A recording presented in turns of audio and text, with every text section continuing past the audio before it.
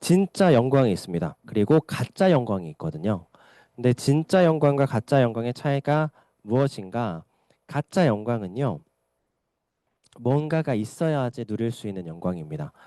내가 돈이 있으면 누리게 되어지는 영광, 그리고 권력이 있어서 누리게 되어지는 영광. 어, 내일 추석이죠. 추석 때 친척들 만나면은 스트레스를 받게 되어지는 대화 내용들이 있죠. 뭐 예를 들면은 뭐 취업에 관련된 이야기라든지 결혼에 관련된 이야기라든지 뭐 이런 것들이 이제 가짜 영광, 이런 것들을 통해서 영광을 누리고 있는, 기쁨을 누리고 있는 것들, 그리고 뭐 자식 자랑들 많이 하게 되죠. 근데 그런 것들을 우리는 이제 거짓된 영광이다. 그러니까 그게 없으면, 돈이 없으면, 권력이 없으면 없어질 영광들, 그런 것들은 가짜 영광이다라고 이야기를 하고요. 그리고 진짜 영광은 어떠한 것인가? 내가 뭘 가지고 있어서 누리는 영광이 아니고 그 자체로, 상황의 구애를 받지 않고 그 존재 자체로 영광에 이르게 되어지는 것, 그것이 진짜 영광이다라는 것이죠. 이 스포츠에 보면요. 스포츠에는 그 스타 플레이어들이 있거든요. 굉장히 잘하는 선수들이 있습니다. 근데 그 선수들 중에 팀을 살아나게 하는 사람이 있죠. 팀을 승리로 이끄는 스타 플레이어가 있고요. 어떤 스타 플레이어는 그 리그 전체를 살아나게 하는 스타 플레이어가 있죠. 축구 선수 중에 리오넬 메시라는 선수가 있거든요. 굉장히 유명한 선수입니다. 어, 그 축구 역사에 남을 만한 실력과 업적을 가지고 있는 선수인데 이 선수가 스페인 리그에서 되게 오랫동안 뛰었거든요. 바르셀로나라는 팀에서 굉장히 오랫동안 뛰었습니다. 그래서 사실 메시 한 사람의 그 영향은 아니었겠지만 메시로 인해서 사실은 이 리그, 스페인 리그 자체가 세계에서 가장 주목받는 리그가 되었죠. 근데 이제 그러다가 메시가 방출이 되었어요. 그리고 나서 어디로 가냐면 프랑스 리그로 넘어갑니다. 프랑스 리그. 근데 프랑스 리그로 넘어가자 사람들이 프랑스 리그에 대한 인식이 좀 높아졌습니다. 아, 프랑스 리그가 이제는 소위 말해서 급이 올라간 거죠. 메시 한 사람으로 인해서. 아, 세계적으로 뛰어난 선수가 뛰는 리그. 라는 인식이 생겼다라는 것이죠. 그러다가 또 이번에는 어디로 가냐면 미국으로 갔거든요. 지금 미국에서 뛰고 있습니다. 그랬더니 이제 그 미국 리그 자체가 급이 올라갔습니다. 한 단계 올라갔죠. 그래서 최근에 이제 손흥민이라는 선수가 팀을 옮겼거든요. 미국에 있는 팀으로 갔습니다. 근데 인터뷰 중에 뭐라고 얘기하냐면 자기가 미국으로 옮긴 이유 중에 하나가 메시라는 사람이 미국에서 뛰고 있기 때문이다. 이런 인터뷰 내용을 했을 정도로 이제 미국 리그 자체가 굉장히 살아나게 되었다라는 것이죠. 그러니까 진짜 영광을 누리는 사람은 이런 사람입니다. 그냥 환경이 그 사람을 결정하는 게 아니고요. 그 사람이 어디에 뛰고 있는지, 어디에 살고 있는지를 통하여서 그 사람이 어떠한 사람인지가 결정되는 것이 아니라 그 사람 자체로 인하여서 환경이 변화되어지는 것. 그것이 진짜 영광으로 살아가는 사람의 모습이라는 것이죠. 사도행전 16장에 보면 사도 바울이 빌립보 감옥에 갇히게 되는 모습을 우리가 확인할 수 있습니다. 근데 거기에서 하나님의 영광을 찬양하는 모습이 나오거든요. 그 사도 바울은 그, 그 사람이 어디에 있는지에 따라서 하나님을 예배하거나 찬양한 사람이 아니었다. 그가 머물게 되어진 자리가 어디가 되었든지 간에 하나님을 예배할 수 있는 사람이었고 하나님을 향해서 찬양할 수 있는 사람이었다라는 것이죠. 근데 그 감옥에서조차 하나님을 예배하고 하나님을 찬양하게 되었을 때 어떤 일이 일어났냐면요. 그 자리에서 지진이 일어나거든요. 지진이 일어나서 옥문이 다 열립니다. 모든 옥문이. 그러자 그 감옥을 지키던 간수가 갑자기 자결을 하려고 하죠. 거기에서. 왜냐하면은 감옥에 갇혔던 죄수들이 다 도망갔을 거라고 생각을 해서 거기에서 바로 자결을 하려고 하거든요. 근데 사도 바울이 그 간수를 말립니다. 나 여기 있다. 도망가지 마라. 아, 바울은 감옥에 있어도 도망갈 생각조차 안 합니다. 간수가 느낀 거죠. 그래서 이 사람은 진짜다. 이 사람은 진짜다 생각을 하고 바로 물어봅니다. 도대체 어떻게 해야지 당신과 같이 구원을 받을 수 있습니까? 물어보죠. 그래서 사도 바울이 주 예수를 믿으라 이렇게 말합니다. 그러니까 사도 바울이 이와 같은 하나님의 영광을 드러내는 삶을 살아갈 때에 어떤 일들이 일어나냐면요. 사도 바울이 머물게 되어든 그 모든 자리가 하나님의 영광이 드러나게 되어주고 하나님의 교회가 세워지게 되었다라는 것이죠. 사도 바울이 어디에 있는지는 전혀 상관이 없었다. 요셉도 마찬가지였죠. 창세기에 등장하는 요셉도 노예 자리에 있을 때에는 보디발의 집이 형통을 누렸고 감옥에 있을 때에는 감옥이 형통함을 누렸습니다. 그러니까 진짜 영광이라는 것은 환경을 통하여서 그 사람의 영광이 결정되는 것이 아니고 그 사람을 통하여서 그 환경 자체가 그 사람이 머물고 있는 자체가 영광된 자리로 변화가 되어진다. 이것을 말씀을 하십니다. 오늘 본문도 마찬가지죠. 11절 말씀해 보면 이렇게 말씀하시죠. 여호와의 괴가 가드 사람 오베데돔의 집에 석 달을 있었는데 여호와께서 오베데돔과 그의 온 집에 복을 주시니라. 하나님의 언약궤가 그 자리에 머물러 있자 오베데돔의 집에 영광이 임하게 되었다. 하나님께서 그 자리에 복을 허락하여 주셨다. 이것입니다.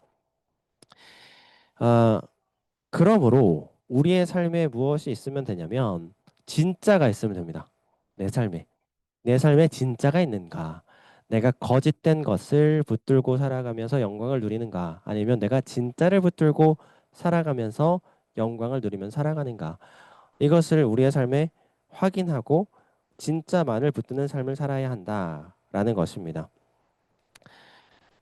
그렇다면 나는 왜 우리의 삶에 내 삶에 하나님의 영광이 잘 느껴지지 않을까요?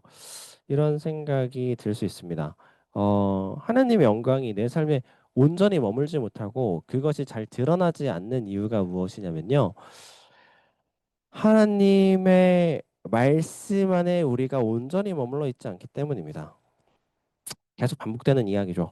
하나님 말씀 안에서 우리가 온전히 살아갈 때에만 비로소 하나님의 영광이 임하게 되어진다라는 것입니다. 우리가 이제 이런 생각들을 할 때가 있거든요. 이렇게 살면 하나님께서 기뻐하시겠지라고 지레 짐작하고 스스로 살아갈 때가 종종 있습니다. 하나님께서 이렇게 살면 기뻐하실 거야. 근데 하나님께서는 그것도 가짜 영광이라고 말씀하시거든요. 그것조차도 나는 하나님을 위해서 일하고 하나님을 위해서 헌신했다고 생각했는데 그게 네 생각이었어라고 말씀하시는 순간이 분명히 있다는 것이죠. 그것이 우리의 삶에 분별되어져야 한다. 그러니까 우리 삶은 철저하게 점검되어야 합니다. 하나님의 말씀으로 내가 지금 살고 있는가? 아니면 하나님의 말씀처럼 보이는 것으로 살고 있는가? 이것을 우리는 계속해서 철저하게 점검하면서 살아가야 한다. 하나님의 말씀 안에 머물러 있을 때에만 우리의 삶에 진정한 영광이 시작되어진다라는 것이죠. 시편 19편 7절에 뭐라고 말씀하시냐면요. 여호와의 율법이 완전하여서 영혼을 소성시키신다라고 말씀을 하시거든요. 하나님의 율법, 하나님의 말씀은 완전한 것이죠. 완전한 것. 그러니까 완전한 하나님의 말씀 안에서 우리가 살아가야지만 하나님의 영광이 우리의 삶에 드러나게 되어진다. 이것을 반드시 기억하시길 바랍니다. 그래서 우리가 오늘 본문에 보면요, 오늘 본문이 사실은 좀 어떻게 보면은 하나님이 굳이 그렇게까지 하셔야 되나? 약간 그런 마음이 드는 구절이 있죠. 다윗이 하나님 앞에서 하나님의 언약궤를 예루살렘으로 옮겨오려고 하였던 그 모습 가운데에는 그 열심이 있었거든요. 1절에 보면요. 다윗이 이스라엘에서 뽑은 무리 3만 명을 다시 모으고 다윗이 온 이스라엘에서 3만 명을 추려서 그 언약궤를 가지러 갑니다. 그리고 3절에 보면은 새 수레를 만들어서 하나님의 언약궤를 싣기 위해서 준비했다는 것이죠. 그리고 5절에 보면은 하나님께서 허락하신 그 자리에서 찬양하기 위해서 여러 가지 악기들을 준비하여서 그 자리를 채웠던 모습을 볼 수 있습니다. 그런데 문제가 무엇이었냐면 이것이 다 사람의 열심이었다는 거죠. 이것이 내가 하나님의 열심이라고 생각하고 그 있는 힘을 다해서 열심을 다해서 모든 것들을 다 준비했는데 너 그거 아니야. 그 하나님 그 네 열심이지 하나님 열심 아니야. 이것을 하나님께서 단번에 보여주시죠. 6절과 7절 말씀. 아, 6절에 그들이 나곤의 타작마당에 이르러서는 소들이 뛰므로 우사가 손을 들어 하나님의 궤를 붙들었더니 여기에서 이제 소들이 갑자기 뛰거든요. 근데 소들이 갑자기 왜 뛰었을까? 이것은 이제 하나님께서 이 소들을 갑자기 뛰게 하신 것이다. 이렇게 해석하는 학자들도 많이 있습니다. 그러니까 이게 찬양을 해서 갑자기 소가 뛰었다. 이렇게 볼 수도 있는데 소들이 갑자기 그냥 뛴 거죠. 그 아, 그 나귀가 사사기 몇 장이죠? 나귀가 갑자기 하나님을 보고 그 거기에서 자기가 죽임을 당할 것을 보고 그 자리를 피하였던 것처럼 그 모습과 비슷합니다. 그러니까 소들이 무언가를 보고 뛰었다. 그래서 그 모습을 보고 괴가 떨어질 것을 막으려고 7절 말씀을 같이 읽어보겠습니다. 여호와 하나님이 우사가 잘못함으로 말미암아 진노하사 그를 그곳에서 치시니 그가 거기 하나님의 궤 곁에서 죽으니라. 이 말씀을 저는 이제 처음 봤을 때 와 진짜 억울했겠다 우사. 자기가 그냥 순발력이 있어서 그 언약궤를 잡았을 뿐인데 떨어지는 거 탁 잡았는데 그런데 하나님께 심판을 받았다니 좀 억울할 수 있겠다 생각이 들죠. 그런데 하나님께서는 분명히 이미 말씀하셨습니다. 민수기 4장에 보면 그거에 대해서 그 언약궤를 어떻게 짊어지고 옮겨야 되는지에 대해서 자세하게 말씀을 해주시거든요. 민수기 4장에 보면 고아 자손이 옮겨야 했고요. 그리고 그 언약궤에 막대기를 끼워서 어깨에 짊어지고 옮겨야 됐습니다. 그리고 어떤 사람의 몸도 언약궤에 닿으면 안 된다 이런 이야기들을 쭉 이미 해놓으셨다라는 것이죠.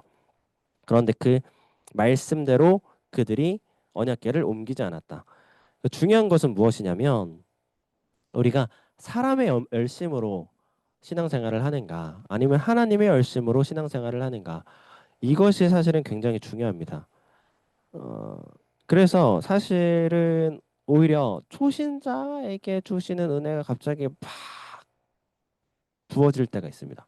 초신자들에게 이제 막 예수님 알고 예배 자리에 이제 막 나온 사람들에게 하나님께서 복을 막 부어 주실 때가 있거든요. 막 근데 그것이 어떤 거냐면요. 하나님께서는 내가 무엇을 막 했을 때에는 그러니까 사람의 것들이 막 섞여 있으면 하나님께서는 그 자리에 온전한 영광과 임재를 드러내지 않으십니다. 근데 나의 어떠한 것도 없을 때 그냥 있는 그대로의 모습 가운데 나아갔을 때 하나님께서 그 자리에 날것의 은혜를 막 부어 주시거든요. 그래서 오늘 오베데돔 있죠. 12절에 보면은 오베데돔이라는 사람의 집에 갔다 논 거죠. 근데 오베데돔의 집에 갔더니 11절에 여호와의 궤가 가드 사람 오베데돔의 집에 석 달을 있었는데 여호와께서 오베데돔과 그의 온 집에 복을 주시니라. 하나님께서 오베데돔의 집에 복을 3개월 동안 계속해서 부어 주셨더라. 말씀을 하시는 것입니다. 오베데돔이 하나님 앞에서 무엇을 했는가? 아무것도 안 했습니다. 그냥 언약궤를 가져다만 놨죠.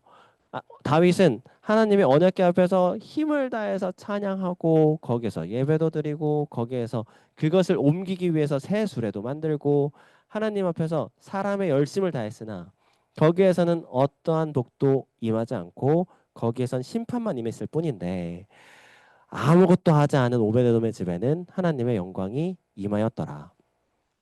우리가 이것을 봐야 된다라는 것이죠. 그러니까 우리가 무엇을 봐야 된다? 하나님의 말씀 안에 우리가 철저하게 머무르고 있느냐.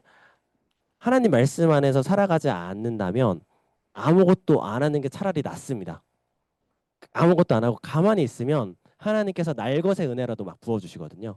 그런데 하나님의 말씀의 그 은혜를 하나님의 그 날것의 은혜를 우리가 삶으로 막 드러내려면 어떻게 해야 되냐면 찬찬히 말씀 가운데에 우리가 그 말씀을 삶으로 드러내기 위하여서 두렵고 떨리는 마음으로 우리가 그 말씀을 삶으로 드러내야 한다.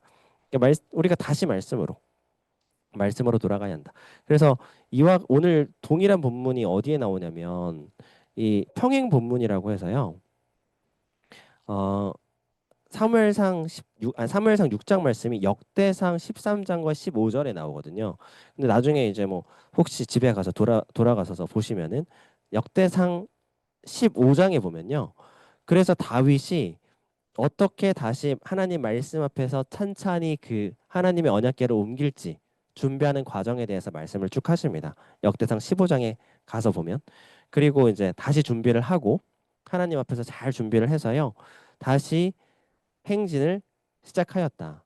그리고 행진을 시작하였을 때 13절 말씀 우리 한번 같이 읽어보겠습니다. 13절 말씀 함께 읽겠습니다. 시작. 여호와의 궤를 맨 사람들이 6걸음을 가매 다윗이 소와 살찐 송아지로 제사를 드리고 6걸음을 갈 때마다 다윗이 하나님 앞에 제사를 드렸다. 예배를 드렸다라는 것이죠. 그러니까 정말 조심스럽게 6걸음 가고 하나님 여기까지 왔습니까? 하고 하나님께 감사 예배드리고 다시 또 6걸음 하나 둘셋넷 다섯 여섯 이렇게 걸어가고 다시 하나님 앞에 하나님 맞습니까? 하나님 감사합니다. 하나님 앞에 다시 예배하고 또 6걸음 하나님 앞에 찬양하면서 하나님 앞에 기뻐 찬양하면서 다시 6걸음 가고 다시 하나님께 예배드리면 이러면서 갔습니다. 이러면서 이것이 우리의 일상에도 동일하게 적용되어야 한다. 우리도 이 하루하루를 살아갈 때 6일의 삶을 살아가죠. 월, 화, 수, 목, 금, 토. 살아갈 때 이와 같은 두렵고 떨리는 마음으로 하나님의 말씀을 통해서 우리의 삶을 점검해야 된다. 찬찬히 하나님 안에서 우리가 제대로 살아가고 있는가 이것을 점검하고 하나님 앞에서 온전히 잘 살아냈을 때에 다시 우리가 주일 예배 가운데에 하나님 앞에 감사함으로 나아가는 것이죠. 하나님 감사합니다. 하나님께서 승리하셨습니다. 6일의 삶을 하나님께 다시금 온전히 올려드립니다. 이 감사의 고백이 있어야 한다라는 것이죠. 지난주에 우리가 함께 살펴봤죠. 다윗이 지난주에 그런 모습을 보여줬거든요. 블레셋이 쳐들어옵니다. 그래서 하나님의 뜻을 구하죠. 가서 쳐도 될까요? 가서 쳐라. 그래서 가서 칩니다. 근데 또 쳐들어오죠. 얼마 후에. 근데 다시 쳐들어왔을 때 다윗이 그냥 지난번에도 치라고 하셨으니까 다시 나가서 쳐야지 이렇게 하지 않았고 다시 하나님 앞에 나아가서 물어봤다는 거죠. 하나님 또 쳐들어왔습니다. 제가 어떻게 해야 될까요? 그랬더니 하나님께서 정면으로 가지 말고 측면으로 우회해서 가서 쳐라 이렇게 말씀을 하셨습니다. 근데 우리가 하나님께서 지금까지 이렇게 하셨으니까 내가 하나님한테 물어보지 않고 지금부터는 요거 하나만큼은 내 생각으로 해야지라고 나아갔다면 다윗이 그 자리에서 진멸당했겠죠. 하나님 앞에서 패배하는 전쟁을 치르게 되었을 것이다 라는 것입니다. 그러므로 우리가 하나님 앞에 이와 같은 찬찬히 한 걸음도 하나님의 말씀을 통하여서 우리가 점검하여서 나아가야 한다라는 것을 계속해서 말씀하십니다. 여호수아 1장 말씀에 말씀하시죠. 강하고 극히 담대하여 나의 종 모세가 너에게 명령한 그 율법을 다 지켜 행하고 좌로나 우로나 치우치지 말라 말씀을 하시거든요. 강하고 담대하라. 그리고 나아가라. 좌로나 우로나 치우치지 말고 나아가라. 이렇게 말씀하실 때 그 말씀의 근거가 무엇이었냐면 하나님의 말씀을 듣고 묵상하여 주야로 묵상하여 그 기록된 대로 지켜 행하라. 이 말씀이었다라는 것이죠. 그러니까 우리가 하나님 말씀 계속해서 똑같은 말씀 하나님 말씀으로 삶을 확인하고 그 말씀대로 담대히 나아가라. 하나님께서는 그것을 우리에게 끊임없이 말씀하고 계십니다. 하나님께서 오늘 우리에게 주신 진짜 은혜, 진짜 영광 가운데 나아가게 하실 때 허락하신 하나님의 말씀을 청종하시길 바랍니다. 하나님께서 주신 말씀을 통하여서 우리의 삶에 나의 삶을 뒤집어 엎는 놀라운 영광을 허락하여 줄 줄 믿습니다. 그리고 또 하나 확인하자면 하나님의 영광이라는 것은 무엇이냐면요. 그렇다면 하나님의 영광이 임했다면 그 영광을 흘려보내라는 것이죠. 하나님의 영광은요. 우리가 내 삶에 가둬둘 수 있는 영광이 아닙니다. 하나님의 영광이라는 것은 내 삶에 그냥 가두어 둘 수 있는 영광의 크기가 아니다라는 것이죠. 내 삶에 하나님의 영광이 부어졌을 때에는 그것이 넘치게 될 수밖에 없다라는 것이죠. 그래서 우리가 그 하나님의 은혜를 흘려보낼 수 있는 통로가 반드시 필요하다. 그래서 우리가 요한복음 4장에 보면 그런 장면이 나오거든요. 사마리아 여인을 예수님께서 만납니다. 사마리아 여인이 사람들을 만나고 싶지 않아서 한낮에 땡볕에 물을 기르러 오는 사람이었거든요. 근데 그때 예수님을 만나고 진짜를 만나고 진짜 생수를 만나게 되어주고 나자 어떠한 행동을 하게 되냐면 사람들한테 달려가서 외치기 시작합니다. 진짜가 나타났다. 가가지고 말하죠. 여기에 진짜 구원이 있다.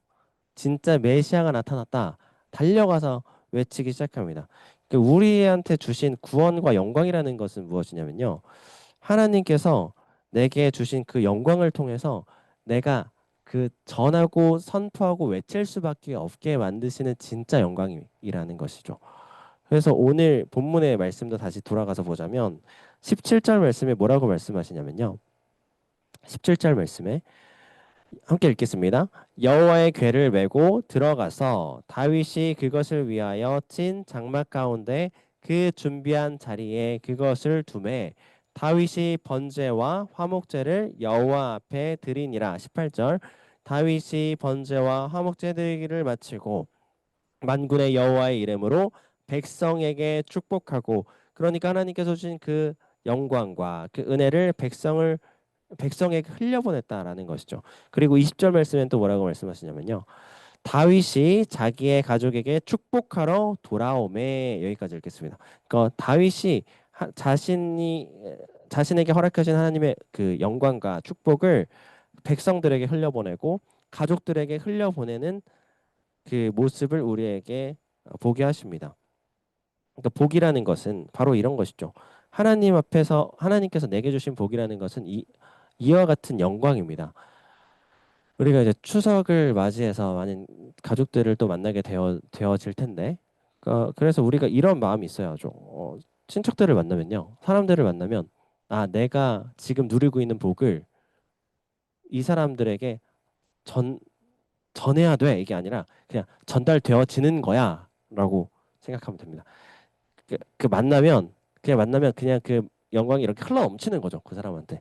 우리가 직장 생활을 할 때도 그리고 사회에서 생활을 할 때도 마찬가지입니다.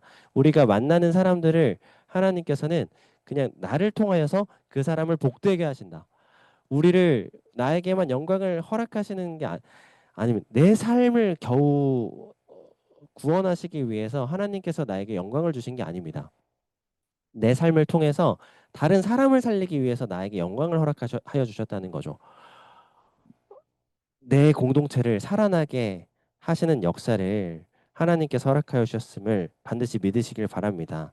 내 안에 썩히는 가짜 복음이 아니고 가짜 영광이 아닌 하나님 안에서 진짜를 드러내시고 하나님 앞에서 그 진짜를 흘려보내시는 그로 말미암아 하나님의 나라가 확장되어지는 영광을 맛보게 되어지는 주님의 거룩한 자녀들 되시기를 예수 그리스도의 이름으로 축복합니다.